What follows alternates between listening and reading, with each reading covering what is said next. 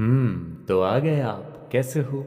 उम्मीद करता हूँ सब कुछ मंगलमय होगा। सब कुछ मंगलमय नहीं भी होगा तब भी अब सब कुछ मंगलमय होने वाला है, क्योंकि आप मार्गशीर्ष के इस अध्याय में पहुँचे हैं। भगवान श्री कृष्ण ने कहा है कि मानसान मार्गशीर्ष अहम। इसका अर्थ है मैं महीनों में मार्गशीर्ष हूँ, यानी कि भगवान श्री कृष्ण इस महीने में स्थापित है। अगर आप उनकी कथाओं को पूरे श्रद्धा भाव से सुनते हो तो जो काम आपके नहीं बन रहे हैं, जो राहु का प्रभाव आपके जीवन में बहुत ज़्यादा बढ़ चुका है, वो प्रभाव आपके जीवन से कम हो जाएगा। और ये मैं आपसे सच कह रहा हूँ कि आप इस कथा को यहीं पर छोड़कर चले जाइए और देखिए कि आपके जो काम है ना, वो कभी भी नहीं बनेंगे। इस महीने में आपका एक भी काम नहीं होगा। जो काम आपके बन रहे हैं वो भी काम आपके बनना बंद हो जाएंगे। क्यों? क्योंकि भगवान श्री कृष्ण ने भगवत गीता में बताया है कि जो व्यक्ति मार्गशीर्ष में मेरे अध्यायों का श्रवण नहीं करेगा उसका एक भी काम बनेगा नहीं। इसीलिए अगर आपको भरोसा नहीं है, आप इस कथा को यही छोड़ दीजिए और आपका एक भी काम नहीं बनेगा। लेकिन जो पूरे श्रद्धा भाव से इस वीडियो को लाइक करके कमेंट में भगवान श्री कृष्ण की जय पूरे श्रद्धा भाव से लिखकर इस पहले अध्याय का संपूर्ण श्रवण करेगा, भगवान उससे अति प्रसन्न होकर उसके जीवन से राहु काल को हमेशा के लिए मिटा देंगे। ये आपका मौका है, क्योंकि मासों में भगवान श्री कृष्ण मार्गशीर्ष है। और इस समय अगर आप मात्र कथा सुन लेते हैं तो आपका जीवन हमेशा के लिए बदल जाएगा। इसलिए मेरी आपसे विनती है कि शनि देवता को भी अगर आप अपने जीवन में अपने से दूर करना चाहते हो, शनि देवता की कृपा को पाना चाहते हो, शनि देवता के प्रकोप से बचना चाहते हो, तो आप इस कथा का पूरा श्रवण अवश्य कीजिएगा। क्योंकि इस कथा को पूर्ण शून्य मात्र से भगवान श्री कृष्ण की कृपा तो आप पर बरसती ही है, लेकिन इन अध्यायों के नियमों वाली को भी अगर आप सुन लेते हैं तो आपके जीवन से राहु का दोष कम हो जाता है। मार्गशीर्ष मास में भगवान श्री कृष्ण को प्रसन्न करने के उपाय का बहुत महत्व है। मार्गशीर्ष माह में को सनातन धर्म में अत्यंत पवित्र माना गया है। इसे धर्म और तपस्या का महीना भी कहा जाता है। भगवान श्री कृष्ण ने स्वयं भगवत गीता में कहा है, मासान मार्गशीर्ष अहम। इसका अर्थ है मैं महीनों में मार्गशीर्ष हूँ। इस माह में उनकी पूजा अर्चना करने से विशेष कृपा की प्राप्ति होती है। तो हे हर हर महादेव और भगवान श्री कृष्ण की जय कहते हुए, हे मेरे प्रिय भक्तों, भगवान श्री कृष्ण की ही कृपा से हम इस अध्याय को प्रारंभ करते हैं। भगवान श्री कृष्ण को प्रसन्न करने के कुछ उपाय। पहला है व्रत और उपवास। मार्गशीर्ष माह में हर गुरुवार या एकादशी का व्रत रखना चाहिए। इसे विशेष शुभ माना जाता है। व्रत में फलाहार करें और श्री कृष्ण के नाम का जाप करें। श्रीमद् भगवत गीता का पाठ। इस महीने में भगवत गीता का पाठ करना और उसकी कथा सुनना जीवन में धर्म, ज्ञान और शांति लाता है। मैं आपसे सच कह रहा हूँ कि आप बस इन कथा को सुनिए जो मैं आपको बता रहा हूँ। इन कथा को सुनने मात्र से राहु आपके जीवन से हमेशा के लिए वंचित हो जाएगा और भगवान श्री कृष्ण की कृपाएं आपके जीवन में ऐसी बरसने लगेगी कि जो काम सालों से नहीं बन रहा है वो काम भी बनेगा। जिसके वजह से आपके जीवन में बहुत बड़ा विघ्न आया है वो आपके जीवन से हमेशा के लिए चला जाएगा। इसलिए इन अध्यायों को आप बहुत ध्यानपूर्वक और बहुत श्रद्धा से अवश्य सुनिएगा। तीसरा, मंगला आरती और तुलसी पूजन। प्रतिदिन सुबह श्री कृष्ण की मंगला आरती करें और शाम को तुलसी जी के पास दीप जलाए। तुलसी के पत्ते चढ़ाकर ओम नमो भगवते वासुदेवाय मंत्र का जाप अवश्य करें। चौथा, दान और सेवा। गरीबों और ब्राह्मणों को अन्न, वस्त्र और धन का दान करें। गौ सेवा, गाय को भोजन देना से भगवान विशेष प्रसन्न होते हैं। पांचवा, कृष्ण भजन और कीर्तन। श्री कृष्ण के भजन और कीर्तन करें। ये मन और आत्मा को अति शुद्ध कर देता है। अब हम शुरू करते हैं इस अध्याय की पहली कथा, जो कि है शनि देवता की कथा। इस कथा को सुनने मात्र से शनि देवता अति प्रसन्न होकर आपके बिगड़े कामों को बनाना शुरू कर देते हैं। तो आइए इस कथा का आनंद लेते हैं और आप पूरे भक्ति भाव से शनि भगवान की जय कमेंट सेक्शन में अवश्य लिखिएगा। हे शनि महाराज, जो भी व्यक्ति आपका मार्गशीर्ष माह में इस कथा को सुनेगा, आप उसके जीवन से हर एक दुख को दूर कर देना, यही मेरी आपके चरणों में प्रार्थना है। शनि देव को न्याय का देवता माना जाता है, जो व्यक्ति को उसके कर्मों के आधार पर फल देते हैं। उनकी कथा हमें सिखाती है कि सच्चाई, ईमानदारी और धर्म का पालन करने से उनकी कृपा प्राप्त होती है। ये कथा शनिदेव की महानता और उनके न्यायकारी स्वभाव को दर्शित करती है। प्राचीन समय में उज्जैन के राजा विक्रमादित्य अपनी बुद्धिमत्ता और न्यायप्रियता के लिए बहुत प्रसिद्ध थे। एक बार नवग्रह में ये विवाद हुआ कि उनमें से कौन सबसे श्रेष्ठ है।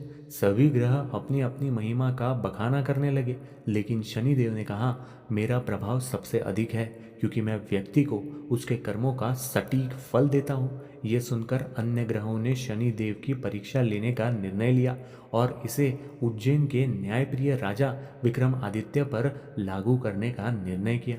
शनि के साढ़े साथी का प्रभाव। शनि देव ने विक्रमादित्य की परीक्षा लेने के लिए उनकी कुंडली में साढ़े साथी का प्रभाव डाल दिया। तो पहला, धन का नाश। सबसे पहले राजा विक्रमादित्य ने अपना सारा धन खो दिया, उनका राजमहल छिन गया और उन्हें जंगलों में भटकना पड़ा। दूसरा, शारीरिक कष्ट। शनि देव ने उनके शरीर में रोग उत्पन्न कर दिए, जिससे वे कमजोर हो गए। तीसरा, अपमान।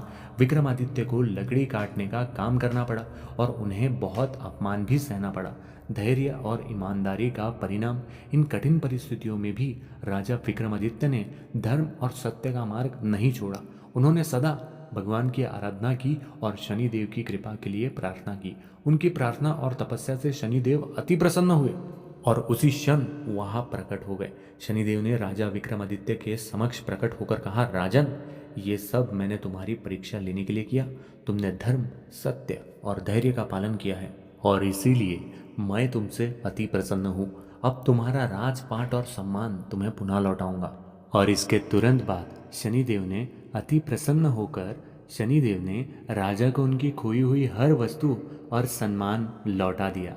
इस कथा से यही शिक्षा प्राप्त होती है कि शनिदेव न्यायप्रिय है। वे किसी के साथ अन्याय नहीं करते। जो व्यक्ति अच्छे कर्म करता है उसे उनकी कृपा प्राप्त होती ही है। धैर्य और सत्य का पालन करें। कठिन समय में धैर्य रखना और सत्य बोलना शनिदेव को बहुत प्रसन्न करता है। कर्म का महत्व। शनिदेव हमें सिखाते हैं कि अच्छे कर्मों का फल अवश्य मिलता ही है, चाहे समय कितना भी कठिन क्यों ना हो। लेकिन अगर आप सच्चे हैं तो शनिदेव आपसे अति प्रसन्न होंगे। और फिर शनिदेव राजा को ये भी बात बताते हैं कि आने वाले भविष्य काल में जो भी व्यक्ति पृथ्वी लोक से मेरी इस कथा को सच्ची श्रद्धा से श्रवण मात्र कर लेगा, मैं उसके ऊपर अति प्रसन्न होगा और भगवान श्री कृष्ण की कृपा से उसके जीवन को धन धान्य और संपत्ति से भर दूंगा। तो देर किस बात की, आप भी कमेंट सेक्शन में शनि महाराज की जय अवश्य लिखिएगा। तो इसी के साथ में मैं शनि देवता को यही प्रार्थना करूंगा कि हे शनि देवता, हे मेरे प्यारे शनि देवता, जिस किसी व्यक्ति ने आपके इस कथा का पूरा श्रवण करा होगा उसके ऊपर अपनी अपार कृपा दृष्टि बरसाना। शनिदेव की कृपा प्राप्त करने के कुछ छोटे से उपाय ये भी है कि शनिवार को व्रत करें, शनिदेव की पूजा करें और उनके मंत्र का जाप करें। ओम प्राम प्रीम प्रोसह शौनचार्य नमः, ये उनका बहुत शक्तिशाली मंत्र है। पीपल के पेड़ की पूजा करें, पीपल के पेड़ पर जल अर्पित करें और दीपक जलाएं। तीसरा, गरीबों और ज़रूरतमंदों की मदद करें। शनि देव को प्रसन्न करने के लिए दान पुण्य करना सबसे उत्तम उपाय है। सरसों के तेल का दान करें। शनि मंदिर में सरसों का तेल और लोहे की वस्तुएं दान करें। शनि देव की महिमा। शनि देव को सभी ग्रह में श्रेष्ठ इसलिए माना जाता है क्योंकि वे व्यक्ति को उसके कर्म के आधार पर न्याय देते हैं। उनकी कृपा से बिगड़े काम भी बन जाते हैं। वे बुरे समय में हमें सही मार्ग दिखाते हैं और हमारे जीवन को सुधारने में हमारी मदद करते हैं। उनकी परीक्षा कठिन हो सकती है, लेकिन परिणाम हमेशा जीवन को उन्नति की ओर ले जाते हैं। और मार्गशीर्ष माह में तो शनिदेव को प्रसन्न करना बहुत ही आसान है। तो इन छोटे छोटे उपायों को करके भी आप शनिदेव को अति प्रसन्न करके उनकी कृपा से अपने जीवन को धन धान्य से भरपूर कर सकते हैं। अब सुनते हैं हमारे अपने प्यारे दुलारे भगवान श्री कृष्ण की वो कथा जिसे मार्गशीर्ष महीने पर अगर कोई व्यक्ति संपूर्ण सुन लेता है तो उसका भाग्य हमेशा के लिए पलट जाता है। मार्गशीर्ष माह को भगवान श्री कृष्ण ने भगवत गीता में स्वयं कहा है कि ये महीना सभी महीनों में श्रेष्ठ है। इस माह में श्री कृष्ण के विशेष पूजा अर्चना और उनकी कथा का श्रवण करने से भक्त को मनोवांछित फल की प्राप्ति होती है।